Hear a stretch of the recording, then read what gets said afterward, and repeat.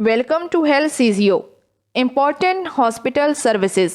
किसी भी अस्पताल में कौन सी अहम सहूलियात का होना ज़रूरी है और अस्पताल में कौन सी अहम सहूलियात मुहैया की जाती हैं, ये सारी डिटेल इस टॉपिक में जानने की कोशिश करते हैं, जिसमें पहले नंबर पर है नर्सिंग सर्विसेज।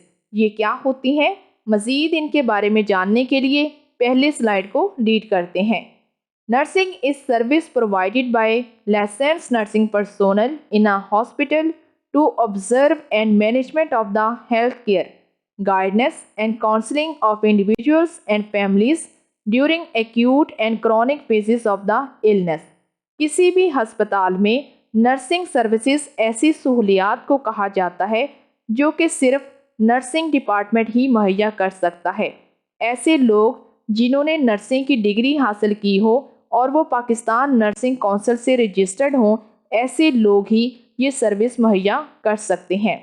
और नर्सिंग डिपार्टमेंट पर ये फ़र्ज़ होता है कि वो मरीज़ की तमाम तर बीमारियां, यानी कि अगर उसकी बीमारी बहुत ही अर्ली स्टेजेस पर है, अभी उसको नई बीमारी हुई है, या फिर वो मरीज़ बहुत ही पुरानी सी बीमारी पे मुब्तला है, तो ऐसी दोनों हालतों के अंदर उसकी बीमारी का ख्याल रखना, उसकी तमाम तर देखभाल करना, उसके लवाहिकीन और उस मरीज़ को उसकी बीमारी के बारे में हदायत देना और उसको ये बताना कि उसको अपनी सेहत का कैसे ख्याल रखना है, इस तरह की तमाम तर सहूलियात ये नर्सिंग डिपार्टमेंट ही मुहैया करता है। इसके बाद दूसरे नंबर पर है dietetics services. Dietitians are experts in food and nutritions, that is called dietetics. In a hospital, they advise people on what to eat in order to lead a healthy lifestyle or achieve a specific healthy related goal. Dietitians एक ऐसे शख्स को कहा जाता है जिसने खुराक के बारे में इल्म हासिल किया होता है। ऐसा शख्स जो कि खुराक के बारे में इल्म हासिल रखता हो, इसके अलावा वो खुराक के बारे में ये भी जानता हो कि किस बीमारी में कौन सी खुराक खानी चाहिए और कितनी खानी चाहिए, इस तरह के एक्सपर्ट लोगों को डाइटिशियंस कहा जाता है। और ऐसे लोग किसी भी अस्पताल में मरीज़ों को ये हदायत देते हैं कि इस बीमारी में उनकी कौन सी खुराक बेहतरीन है और उनको अपना कौन सा लाइफस्टाइल रखना है कि वो जल्द अज जल्द इस बीमारी से छुटकारा हासिल कर सकें और वो जल्द अज जल्द ठीक भी हो सकें। तीसरे नंबर पर है पैथोलॉजी सर्विसेज। इस सर्विस को जानने से पहले ये जानने की कोशिश करते हैं कि पैथोलॉजी से क्या मुराद है, और ये जानने के लिए पहले स्लाइड को रीड करते हैं। Pathology is the study and diagnosis of the disease through examination of the molecules, sales, tissues, body fluids, for example blood test and urine test. Pathology एक ऐसे इल्म को कहा जाता है जिसमें बीमारियों की तशखीस की जाती है, और बीमारियों की तशखीस ज़ाहिरी सी बात है लेबॉर्ट्री के अंदर टेस्ट करके की जाती है। जैसा कि किसी भी इंसानी जिस्म के मालिक्यूल को टेस्ट करना, उसके खुलियों के बारे में जानना, उसकी बाफ्त के बारे में जानना और उसके जिस्म में मौजूद तमाम तर फ्लूइड्स जैसा कि खून वगैरह, इन तमाम चीज़ों का मुशाहिदा किसी भी लेबॉर्ट्री में करना, इस सर्विस को पैथोलॉजी कहा जाता है। जैसा कि मिसाल के तौर पर खून के टेस्ट करना और उससे ये जानना कि इस शख्स को खून की कौन सी बीमारी है, या फिर इसके अलावा यूरिन टेस्ट यानी कि पेशाब के टेस्ट करना और ये जानने की कोशिश करना कि आया उस शख्स को कहीं गुर्दे की या फिर पेशाब से मुतल्लिका कोई बीमारी है या नहीं। और इस तरह के काम सिर्फ पैथोलॉजी डिपार्टमेंट में ही किए जाते हैं। Pathology services are very important healthcare services provided to the patients. The majority of pathology work is laboratory based. ज़्यादातर जो पैथोलॉजी का काम है वो लेबॉर्ट्रीज में ही किया जाता है, लेकिन अगर कोई मरीज़ लेबॉर्ट्री तक ना पहुंच सके, यानी कि उसका ऑपरेशन किया हो, तो ऐसी सूरत में कोई भी पैथोलॉजी पर्सन उसके वार्ड में भी जाकर उसका सैंपल ले सकता है। लेकिन तमाम तर टेस्ट की जो सहूलियात हैं वो पैथोलॉजी डिपार्टमेंट में ही, यानी कि लेबॉर्ट्रीज़ में ही की जाती हैं।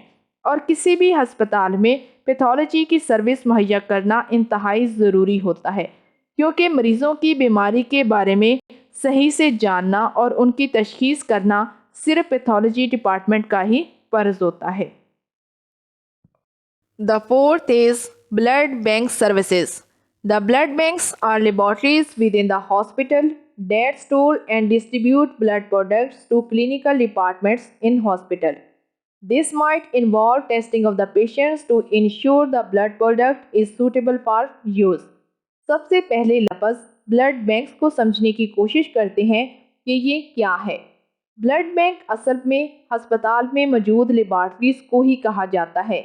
ایسی لیبارٹریز جن میں خون کو محفوظ کیا جاتا ہے اور ہسپتال میں موجود تمام تر کلینیکل ڈپارٹمنٹس اور وارڈز میں خون کو مہیا کرنا، یہی بلڈ بینک لیبارٹریز کہلاتا ہے۔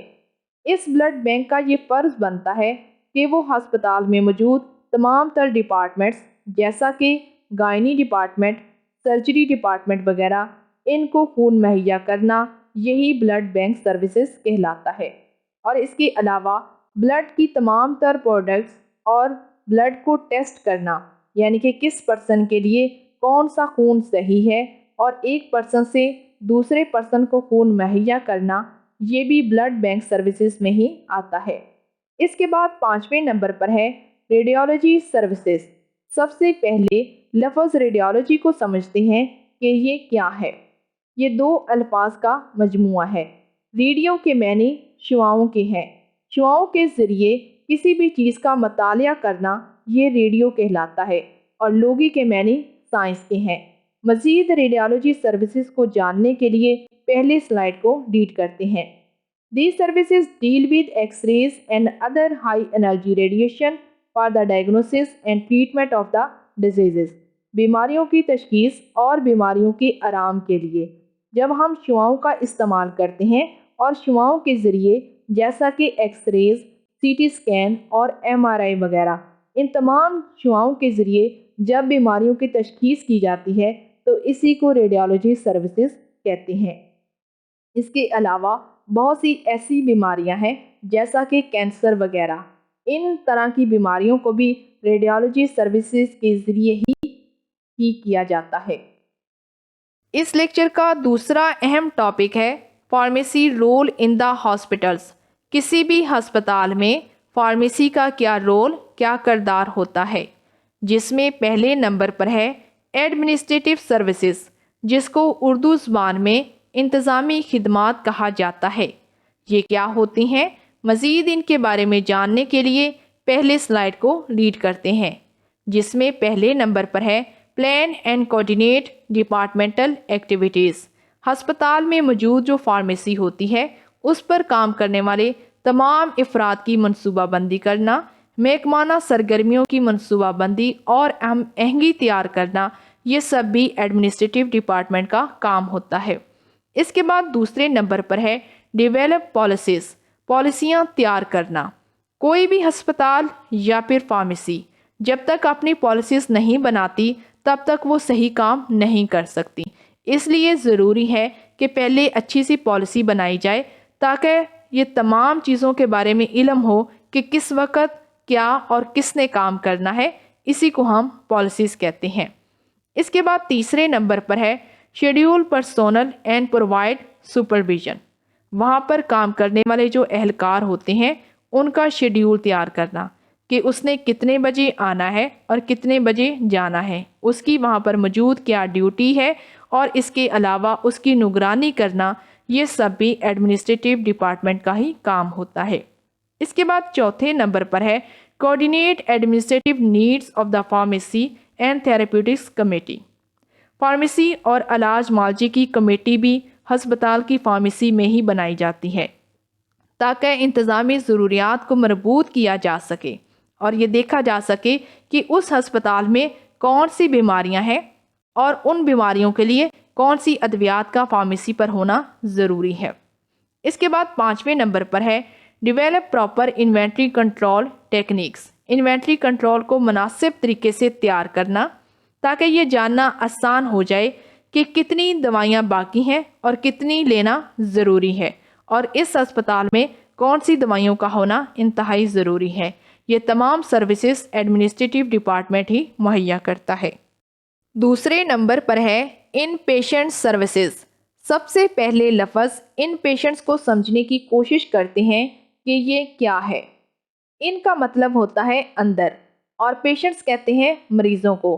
ایسے مریض جو کہ ہسپتال کے اندر داخل ہوں اور وارڈز میں ان کا علاج معالجہ چل رہا ہو، تو ایسے مریضوں کو ان پیشنٹس کہا جاتا ہے۔ اب ایسے مریضوں کو کون سی سہولیات دینا ضروری ہوتی ہیں، یہ جاننے کے لیے پہلے سلائیڈ کو ریڈ کرتے ہیں، جس میں پہلے نمبر پر ہے provide medications for all inpatients of the hospitals on 24-hour basis۔ ہسپتال کے اندر موجود تمام مریضوں کو 24 گھنٹے کی بنیاد پر ادویات مہیا کرنا، یہ سب سے اہم سروس ہوتی ہے۔ اس کے بعد دوسرے نمبر پر ہے inspection and control of drugs on all treatment areas.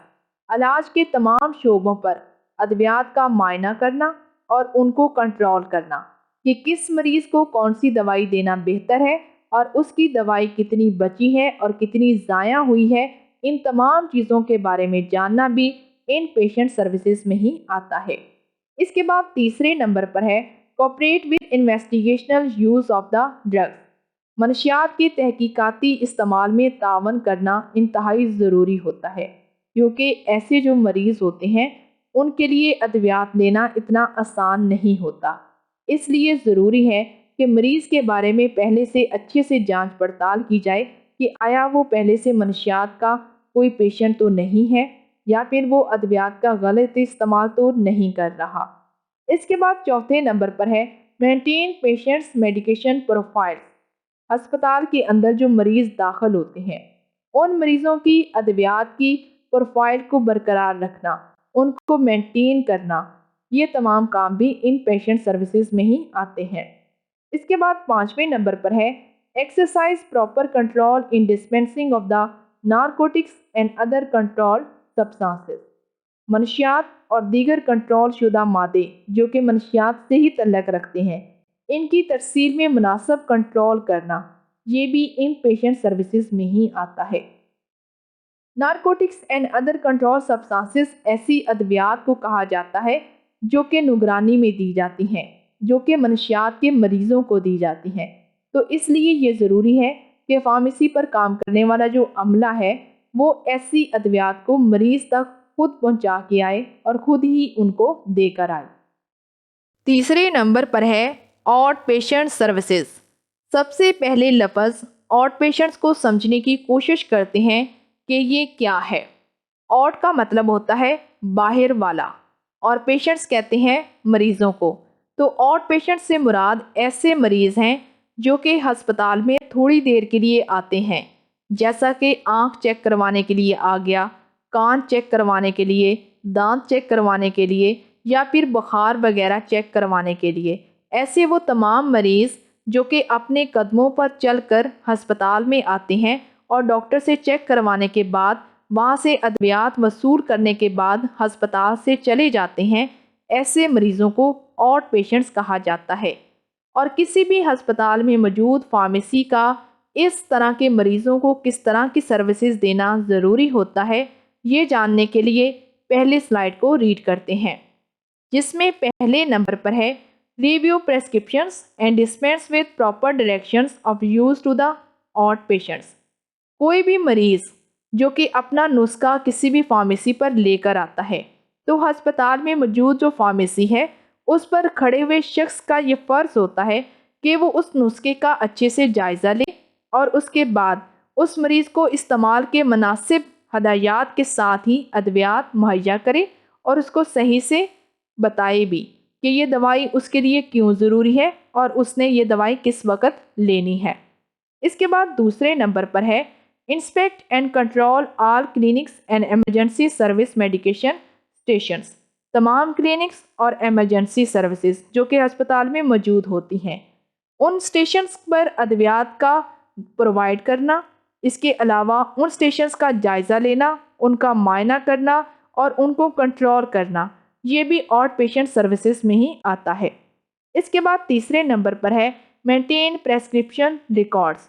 نسخے کے تمام تر ریکارڈز کو صحیح سے محفوظ کرنا، کہ ایک دن میں کتنے مریض آئے ہیں اور کتنی ادویات گئی ہیں، ان تمام مریضوں کا ریکارڈ رکھنا اور ادویات کا ریکارڈ رکھنا، یہ بھی آؤٹ پیشنٹ سروسز میں ہی آتا ہے۔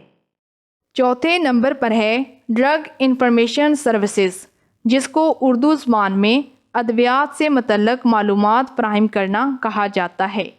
مزید اس کے بارے میں جاننے کے لیے پہلے سلائیڈ کو ریڈ کرتے ہیں، جس میں پہلے نمبر پر ہے provide drug information on drugs and drug therapy to the doctors, nurses and medical and nursing students and the house staff. ڈاکٹروں، نرسوں اور ایسے طالب علم جو کہ ابھی ہاؤس جاب کر رہے ہوں یا پھر نرسنگ کے طالب علم، اس طرح کے تمام عملے کو ادویات اور ادویات کے علاج سے متعلق تمام تر اپ ڈیٹڈ معلومات فراہم کرنا، یہ بھی فارمیسی کی سروس میں ہی آتا ہے۔ اس کے بعد دوسرے نمبر پر ہے maintain an up to date drug information centre, ایک تازہ ترین ادویات کی جو معلومات ہوتی ہیں اس کو مہیا کرنا اور ان معلومات کے مرکز کو برقرار رکھنا، یہ بھی ڈرگ انفارمیشن سروسز میں ہی آتا ہے۔ اس کے بعد تیسرے نمبر پر ہے prepare the hospital pharmacy newsletter, ہسپتال کا جو فارمیسی کا اخبار ہوتا ہے اس کو تیار کرنا، تاکہ تمام جو عملہ ہسپتال میں کام کر رہا ہے وہ اس نیوز لیٹر کو پڑھے اور یہ جانے کہ کون سی دوائی دینا ضروری ہے، اور ادویات کے بارے میں تمام تر معلومات بھی اس نیوز لیٹر پر لکھی ہوں، تاکہ سب کے لیے جاننا اور پڑھنا آسان ہو جائے۔ اس کے بعد چوتھے نمبر پر ہے مینٹین لٹریچر فائلز، ادب کی جو فائلیں ہوتی ہیں، یعنی کہ ایسی فائلز جو کہ ادویات سے متعلقہ ہوتی ہیں، ان تمام فائلز کو مینٹین کرنا، یہ بھی ڈرگ انفارمیشن سروسز میں ہی آتا ہے۔ پانچویں نمبر پر ہے ایجوکیشن اینڈ ٹریننگ سروسز، یہ کس طرح کی سہولیات ہوتی ہیں؟ مزید ان کے بارے میں جاننے کے لیے پہلے سلائیڈ کو ریڈ کرتے ہیں، جس میں پہلے نمبر پر ہے coordinate programmes of the undergraduate and graduate pharmacy students, ایسے طلباء اور طالبات جو کہ ابھی فارمیسی کی تعلیم حاصل کر رہے ہوں، یا پھر ایسے طالب علم جنہوں نے فارمیسی کی تعلیم حاصل کر لی ہو اور وہ فارمیسی پر ٹریننگ کر رہے ہوں، تو ایسے طالب علموں کے لیے پروگرامز کو ارینج کرنا اور ان کو تعلیم دینا، یہ بھی اسی ڈپارٹمنٹ کا فرض ہوتا ہے۔ اس کے بعد دوسرے نمبر پر ہے participate in hospital wide educational programmes involving nursing and the doctors سٹراس، ہسپتال کے وسیع تعلیمی پروگرامز میں حصہ لینا، جیسے کہ نرسوں کے پروگرامز اور ڈاکٹروں وغیرہ کے پروگرامز شامل ہوں، جہاں پر ادویات کے بارے میں علم دیا جا سکے۔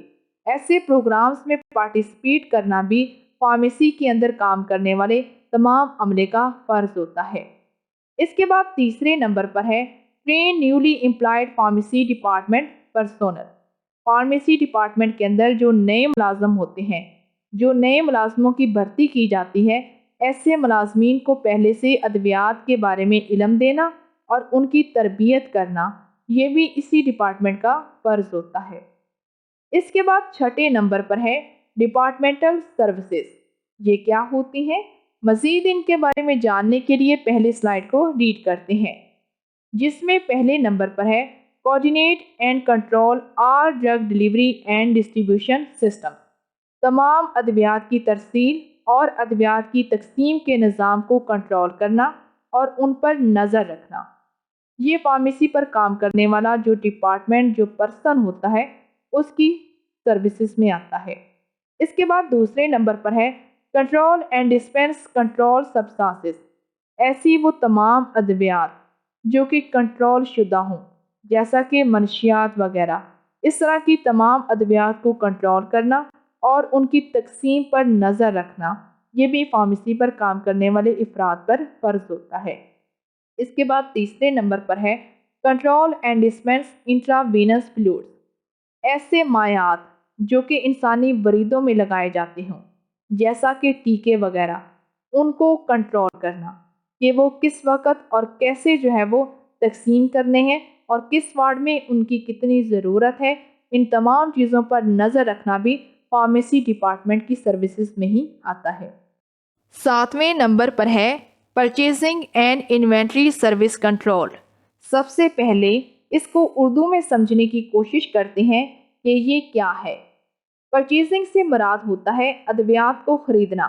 ادویات ہمیشہ ادویات بنانے والی کمپنیز یعنی کہ فیکٹریوں سے ہی خریدی جاتی ہیں، اور جب کوئی ہسپتال ان ادویات کو فیکٹری سے خریدتا ہے تو اس کو پرچیزنگ کہتے ہیں۔ اور ان ادویات کو خریدنے کے بعد ہسپتال میں موجود جو ویئر ہاؤس ہوتا ہے وہاں پر ان ادویات کو محفوظ کرنا اور ان ادویات کی رجسٹر کے اوپر لسٹ بنانا، یہ انوینٹری کنٹرول کہلاتا ہے۔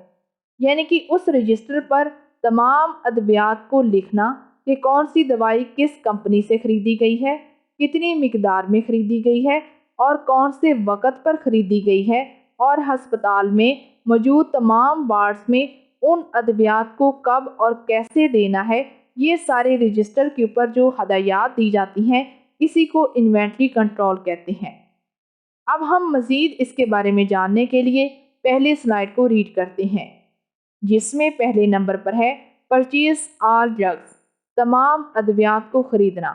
ایسی وہ تمام ادویات جو کہ ہسپتال میں ہونا ضروری ہیں، ان ادویات کو خریدنا یہ پرچیزنگ کہلاتا ہے۔ اس کے بعد دوسرے نمبر پر ہے receive, store and distribute drugs, ادویات کو وصول کرنا۔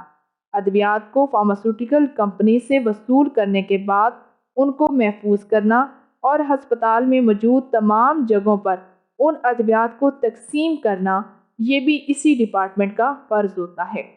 اس کے بعد تیسرے نمبر پر ہے maintain drug inventory control, register کو روزانہ کی بنیاد پر مینٹین کرنا کہ کتنی مقدار میں دوائیاں خریدی گئی ہیں اور کتنی مقدار میں ہسپتال کے کس وارڈ میں کتنی دوائی بھیجی گئی ہے اور کتنی وہ دوائی پیچھے بچ گئی ہے۔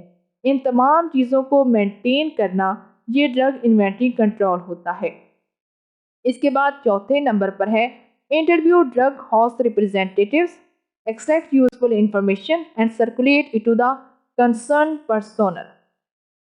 ڈرگ ہاؤس کے نمائندوں سے انٹرویو لینا، یعنی کہ اس کا مراد یہ ہے کہ ہسپتال کی اگر کسی وارڈ میں کسی دوائی کی ضرورت ہے تو اس کے بارے میں تمام تر کی انٹرویو لینا، اس سے پوچھنا اور اس کی جو معلومات ہے اس کو ایکسٹریکٹ کرنا کہ کون سی بات اس نے کی ہے اور کون سی اس نے نہیں کی، اور اس وارڈ کو کون سی دوائیوں کی ضرورت ہے اور کون سی دوائیوں کی اس کو ضرورت نہیں ہے، اور یہ تمام تر معلومات فارمیسی کے پرسن تک مہیا کرنا، یہ بھی اسی ڈپارٹمنٹ کا فرض ہوتا ہے۔ اس کے بعد 8ویں نمبر پر ہے مینوفیکچرنگ اینڈ پیکنگ سروسز، ادویات کو ہسپتال کے اندر بنانا اور ادویات کو وہاں پر محفوظ کرنا، اس کو ہم مینوفیکچرنگ اینڈ پیکنگ سروسز کہتے ہیں۔ یہ مزید کیا ہوتی ہیں ان کے بارے میں جاننے کے لیے پہلے ان کو ریڈ کرتے ہیں، جس میں پہلے نمبر پر ہے manufacture wide variety of the items in common use at the hospital, ہسپتال میں موجود ایسی ادویات جو کہ عام استعمال میں ہوتی ہیں اور مختلف قسم کی اشیاء کے لیے ان کو تیار کرنا، یہ بھی اسی ڈپارٹمنٹ کا فرض ہوتا ہے۔ اس کے بعد دوسرے نمبر پر ہے operate and overall drug packing and prepacking programme, مجموعی طور پر ادویات کی پیکنگ کرنا یا پھر پہلے سے ادویات کو محفوظ کر کے رکھنا، یہ بھی اسی ڈپارٹمنٹ کا فرض ہوتا ہے۔